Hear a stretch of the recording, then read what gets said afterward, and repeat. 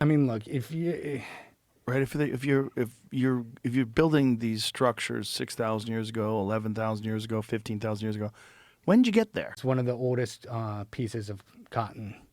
So you ask how they were carrying things and all that with the cotton, Right, but the cotton was coming from further inland. It wasn't coming from them. So even back then, they were. So here's the kicker, and this is part of like the paper I'm thinking I'm writing. There's evidence at that place, Huaca Prieta, of a sunken circular plaza, and that predates all the ones we saw by 2,000 more years. I think this is where that tradition started. Wow. I think that's where it started far earlier than anybody accepts or knows. Now here's the weird one. Like, how did those people get there? Dude, I've thought about this. I mean, look, if you Right? If you're building these structures 6,000 years ago, 11,000 years ago, 15,000 years ago, when did you get there?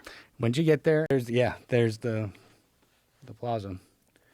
So I mean, I don't think it takes much. I think if you're living on the coast or I don't know, you by any sort of water and you see a piece of wood floating on it, you're like, huh, all right. Well, then 1,000 years go by and you have at that point put some pieces of wood together to make a flotation device. You're able to navigate.